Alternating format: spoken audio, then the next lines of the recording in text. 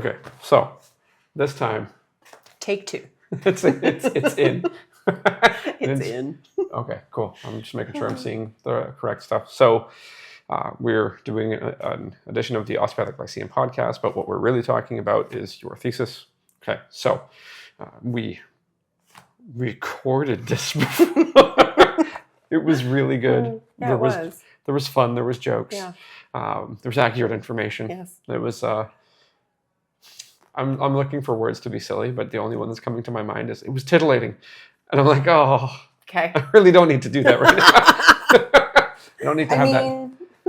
Whatever. Whatever. Okay, so we'll start by you describing what the heck you did. Okay, so I did an experiment on does a cervical manipulation osteopathic treatment decrease heart rate and blood pressure? Okay. Or have any effect on heart rate and blood yes. pressure? Yeah. we're formulating the terms appropriately. So because it was a thesis, you needed to have a hypothesis. So your hypothesis or your prediction was? It was going to do nothing. That's the null hypothesis. No, that's what I thought. Yeah, that's what you thought internally. That's fine. That's not what I actually asked. So in a formal sense, your hypothesis would be that it would decrease based off I was going to say stimulation. I don't think that's the right word. It's okay. So had you heard and read that treatment of the cervical region had an impact on heart rate and blood pressure where it generally decreased?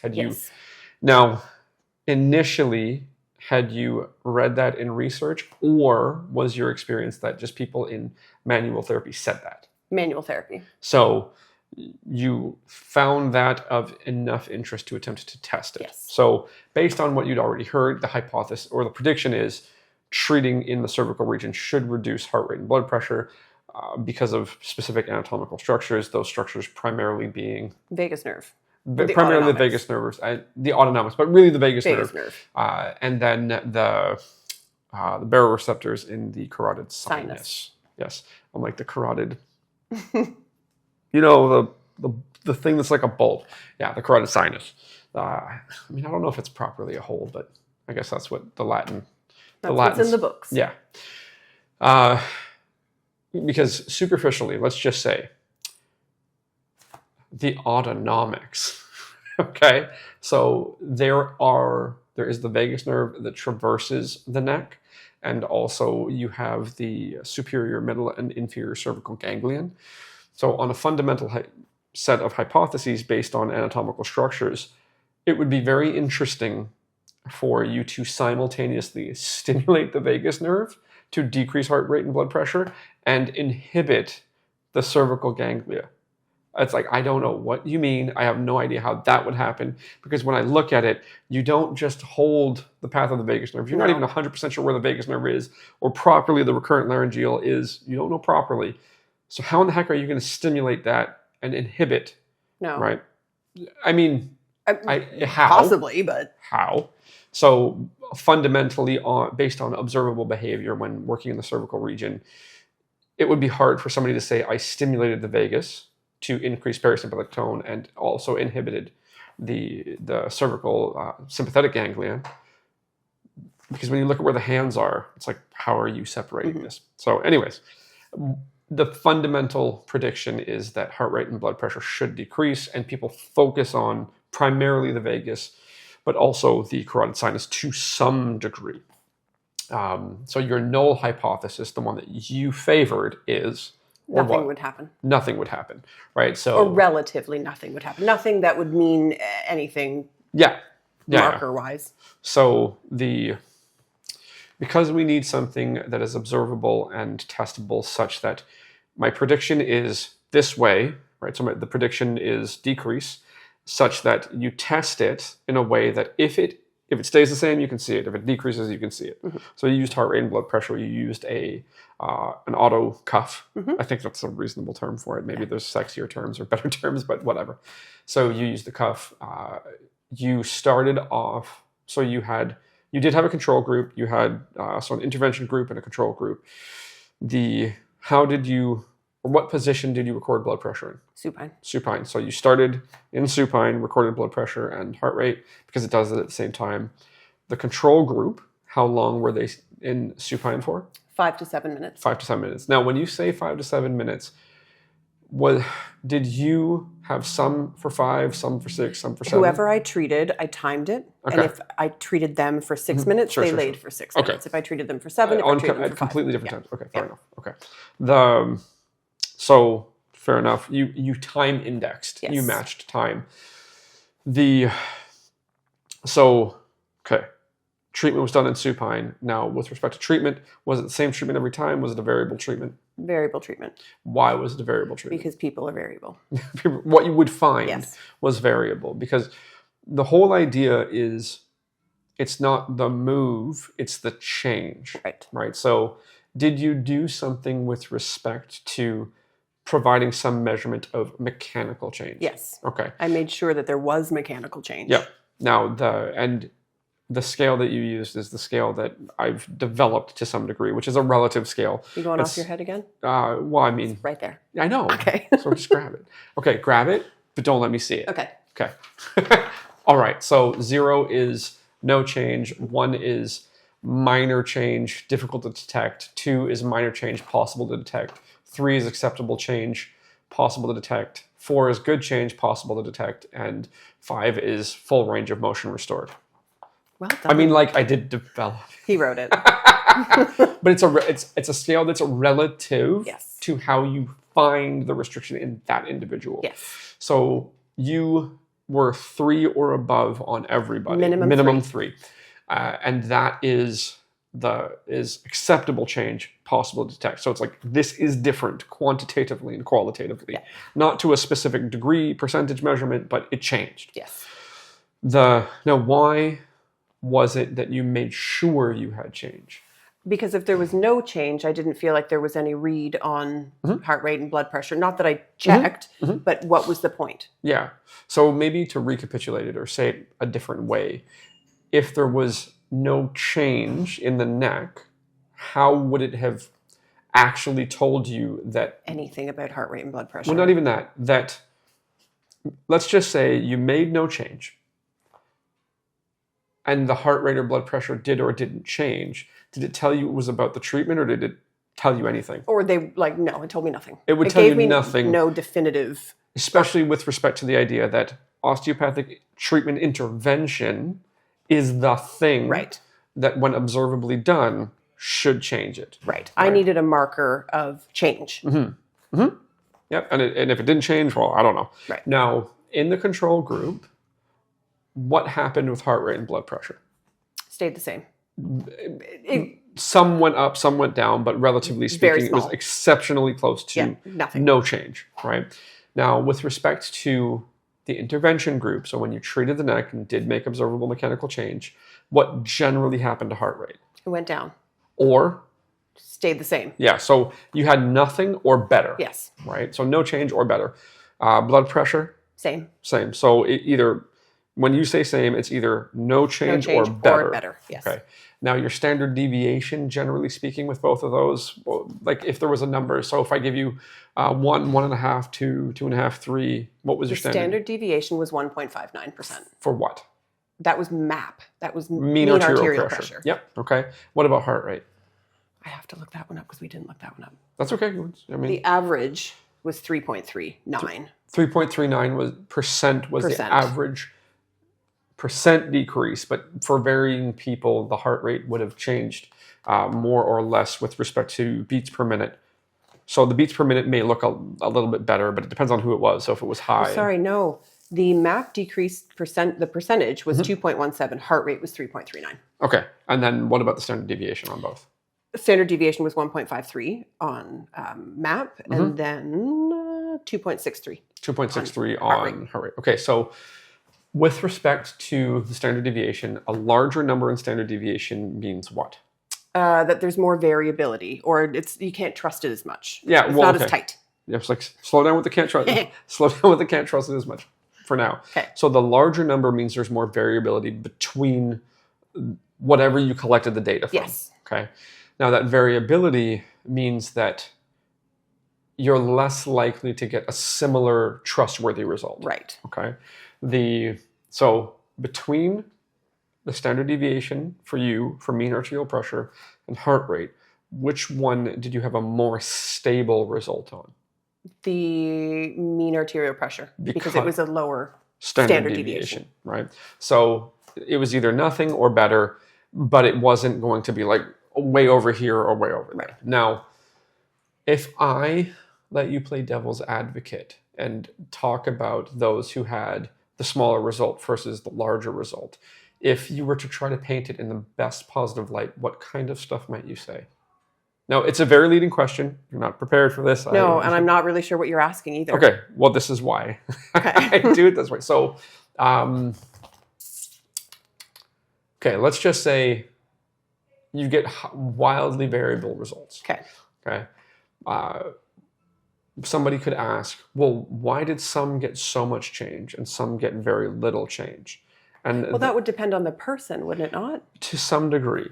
Okay. But if you were trying to paint it in the best possible light and possibly have an ascot on and a smoking jacket and we're a little bit holier than thou. Oh, well, let me prepare myself. Yeah. Okay.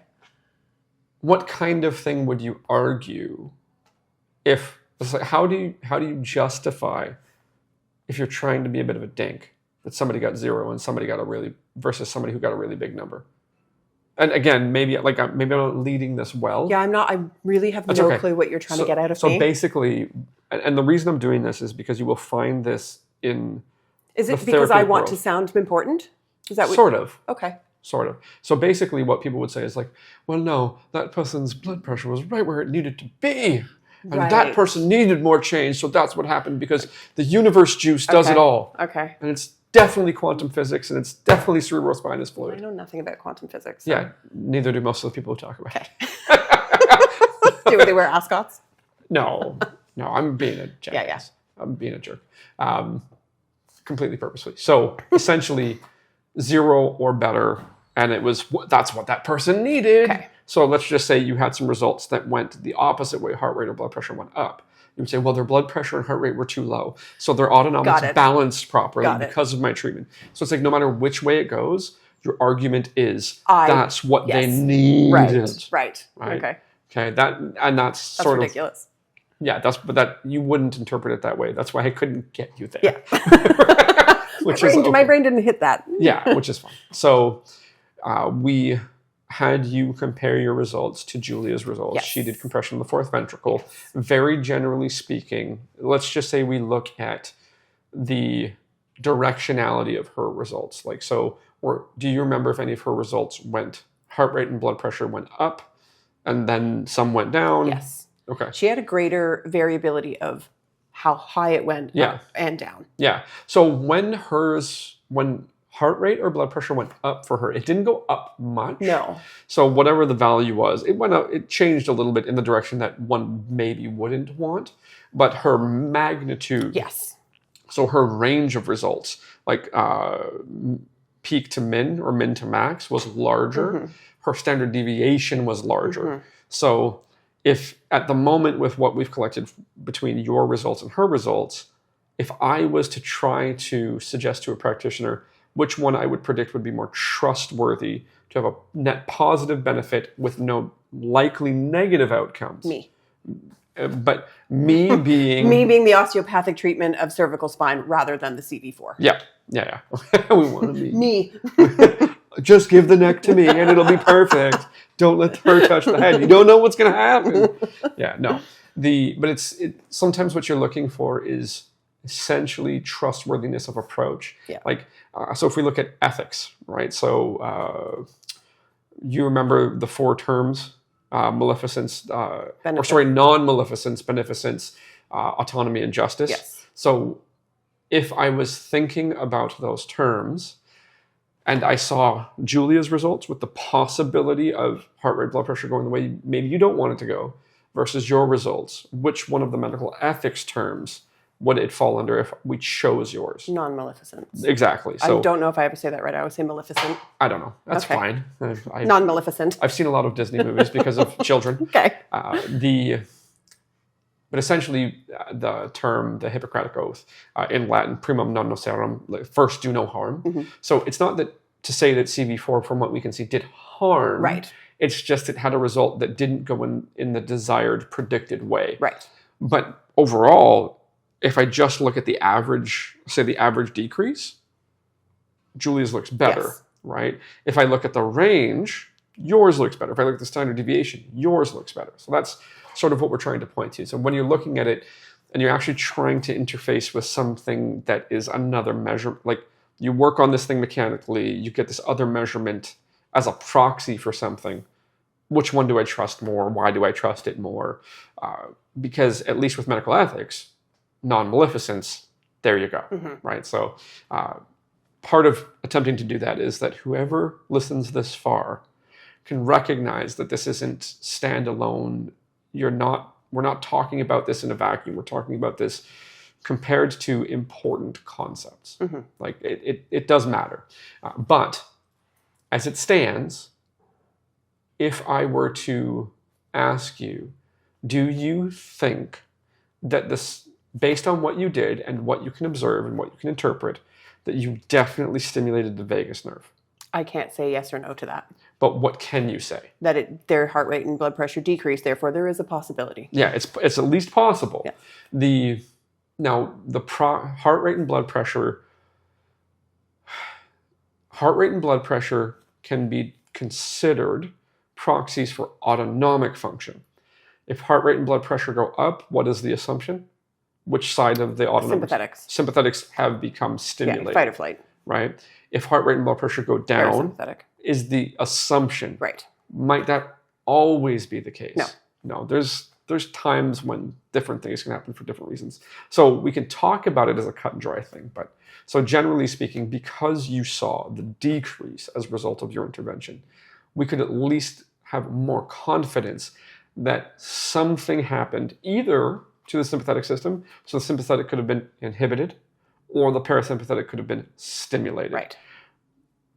But we can't tell, right? So, but do you have more confidence in the cervical region treatment having an impact in some way on the autonomic nervous system? You have some confidence, right? So it's like, oh, okay. And as you said, you expected it to do nothing. Surprisingly. Yeah. I have confidence now. Yeah. Now, as far as the process, was the process daunting when you looked at it? Initially, yes. Okay. When you did it. The experiment was never daunting. Yeah. It was the writing portion. Yeah. I actually really enjoyed the experiment. That was the fun part. Nice. Will I say it's not as difficult as I expected? Yeah. It was time consuming. Yeah, absolutely. Little bit at a time. Yeah, I did it in chunks for sure. Yeah. But no, I think when people hear, or me specifically, I should say, thesis. I haven't written a paper in 25, 30 years. So, and it's not that we're attempting to make everything so technical, so strict that it's not doable. It's very doable. It's more so, I want you to go through the process. If it's challenging, that's fantastic.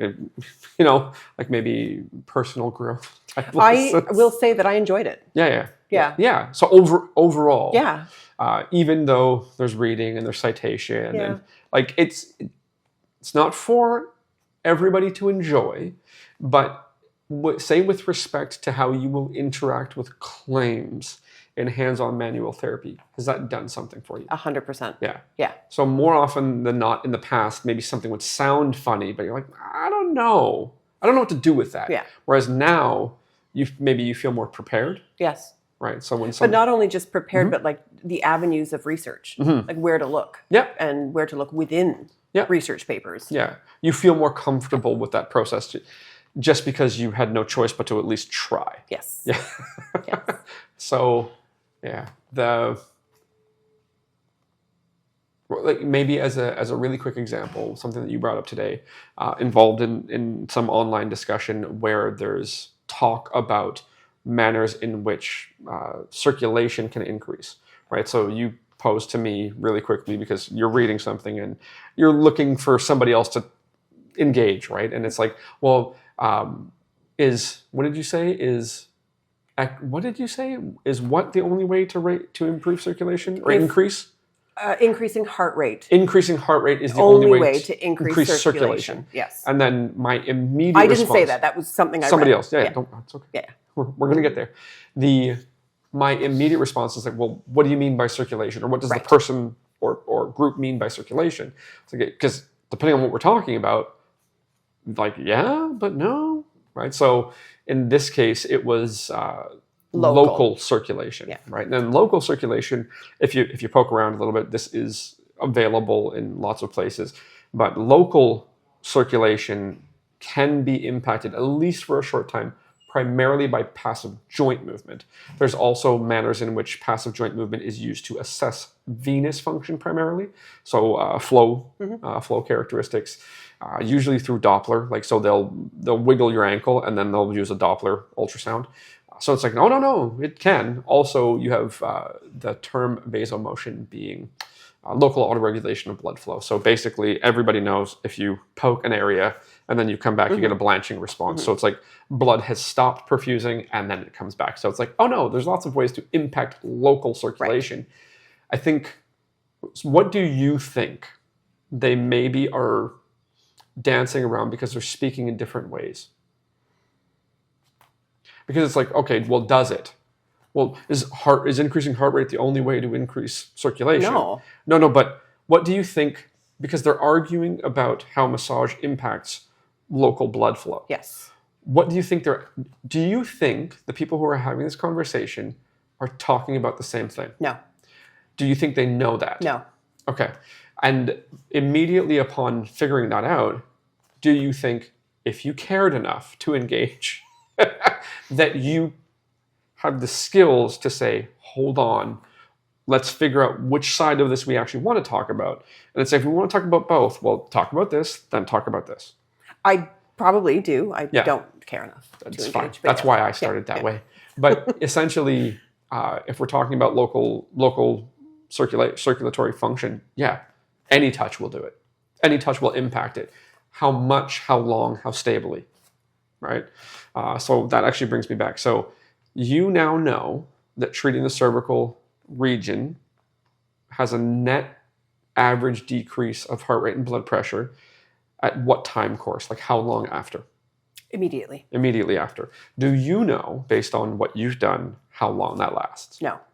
If you had the opportunity to extend this, to figure out if it was clinically valuable for management of heart rate and blood pressure, what would you really want to do? Treatment over time. Treatment over time. Now, where would you expect to see the positive outcome? So if we had treatment 1, you have the pre-blood pressure heart rate, you have treatment post, we have treatment 2, pre, treatment post, treatment 3. Where in that would you start to expect to see the trend of if it was actually helping manage heart rate and blood pressure characteristics? Pre-reading on the second treatment. Or if you're looking for the trend. Continuously. So you had 10 treatments. Essentially what the trend... Sorry, I should have said starting on the second one. Yeah. And continuing through. Yeah. So you would want to see a trend either of drop and stabilize or drop to stabilize. Yes. Eventually you should get to stabilize, because if you continue to lower somebody's heart rate and blood pressure... We're going to die. Yeah. I mean, it'll happen to all of us, but just hopefully not through treatment. Walking through that, even that, say compared to before you did your thesis experiment, do you think you would have been able to get to that place as far as the opportunity to predict and understand, like, where the heck would I would see this? Yeah. I mean, obviously there's some degree to which I'm trying to help and trying to guide, but like, how often do you think people without that opportunity to step through stuff like that, go through that work, how often do you think they'll get there to understand how you would find it? Almost never. Yeah. Because there's no requirement. Why the heck would you learn? Yeah. Fair enough. Okay. So overall, partially joking because of pop culture references, out of 10, recommend, don't recommend. Attacked by a bear? Not attacked by a bear or a ninja? The pain scale of stupidity? I haven't heard this one. Oh gosh. It's like nothing. And then the worst pain is being attacked by a bear. And I'm like, but if you've never been attacked by a bear, how do you know? Yeah. Well, the hardest thing you've ever done is the hardest thing you've ever done. The hardest thing you've ever done is the hardest thing you've never done. No? No. So if you look at the response people have, so let's just say you at this stage of life hear a high school student talking about their stress. Oh. That's like, right? But for them, it would be it's peak. Yeah, totally. The hardest thing they've ever done is the hardest thing they've ever done. Okay, I get it now. A university student. It's like, and they're talking about the difficulty of getting through the courses. And it's like, do you know how much free time you have? Right. Like, it would be just as difficult for a working professional to get through those courses because they have other stuff to do. Right. It's like, what do you mean? So the hardest thing you've ever done is the hardest thing you've ever done. Got it. So like, if you've never been attacked by a bear, you don't know what it's like to be attacked by a bear, right? So a bee sting is the worst. Yeah. Right. So it points to subjectivity. Mm-hmm. Yeah. Okay. So, but overall, positive experience. Yeah, surprisingly. Okay. Oh, as much as you worked it up. Fair enough. Yeah. I also get very worked up about certain things, so. Yeah, fair enough. And I don't need to. No. Sounds pretty common. Yeah. Anyways, well, thank you very much. So thank you guys for listening this far. Hopefully I'm sort of in the shot. It's not. Yeah, I'm sort of. No, you're in it. Yeah, I mean, you're looking at it more than I am. But I was looking at you the whole time anyway. I mean, peripheral. Peace out. Yeah. High five. High five.